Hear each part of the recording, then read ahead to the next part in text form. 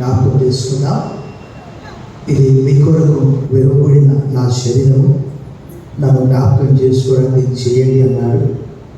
ఆ మాట ఏంటో మనం ఎఫెసీయులకు రాసిన పత్రిక 2వ అధ్యాయంలో ఇది మనం పుచ్చుకుంటున్నామంటే మన నూతన సృష్టి అని మనం చెప్పుకోవాలి. ఇక్కడ చూడండి, ఇక్కడ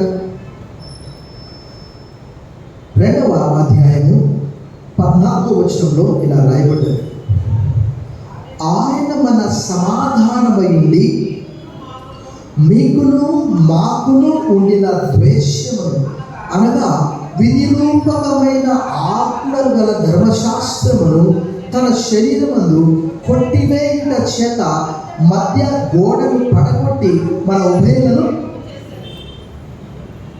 ఇట్లు సంధి చేయుచు ఈ ఇద్దరిని తన యందు ఒక్క నూతన పురుషునిగా సృష్టించి తన శిలువ వల్ల ఆ ద్వేషమును సంహరించి దాని ద్వారా వీరిద్దరిని ఏక శరీరంగా చేసి దేవునితో సమాధానపరచవలనని ఇలాగూ చేసిన కనుక ఆయనే మనకు సమాధానకారకుడై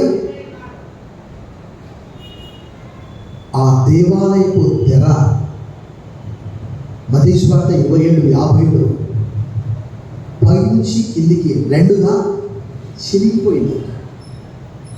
కారణం ఏంటంటే అన్యజనుల ప్రవేశం.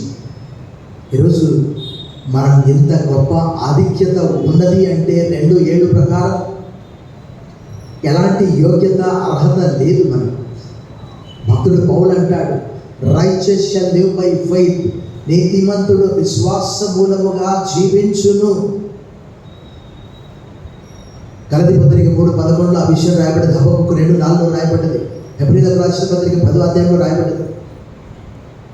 ఈ సాయంకాలము ఈ శరీరం అక్కడ మనం ఇందాక మనం చూసాం. ఏం చూసామంటే ఆ ద్వేషము ఆయన శరీరము ద్వారా అక్కడ రాయబడ్డది. ఆ శరీరము ద్వారా ఆయన ఏం చేశాడట? సమాధానపరిచాడట. కాబట్టి సిలువనే సమాధానపరిచింది. అంటే ఆయన మరణము మనం మర్చిపోయే అవకాశాలు మెండుగా ఉన్నవి కదా. మందిరాన్ని మర్చిపోయేవారు ఉంటారు, ప్రభువును మర్చిపోయేవారు ఉంటారు. ప్రభు అందుకే చెప్పాడు, ఈ సాయంకాలము ఈ రొట్టె ఆయన శరీరానికి సాదృశ్యమైనటువంటిది, ఈ ద్రాక్షరసము ఆయన కార్చిన రక్తానికి సాదృశ్యమైనటువంటిది. భక్తుడు దీని ద్వారా దేవునితో సమాధానపరచవలనని ఇలాగూ చేసిన కనుక ఆయనే మనకు సమాధాన కారకుడై ఉన్నాడు. తల వచ్చి మనం పరీక్షించుకుందాం. ఈ రొట్టె, ఈ ద్రాక్షరసము ఆయన శరీరం అని, ఆయన కార్చిన రక్తమని మనకు నిరంతరము జ్ఞాపకం చేసుకుంటున్నాం. ప్రార్థన చేసుకుందాం.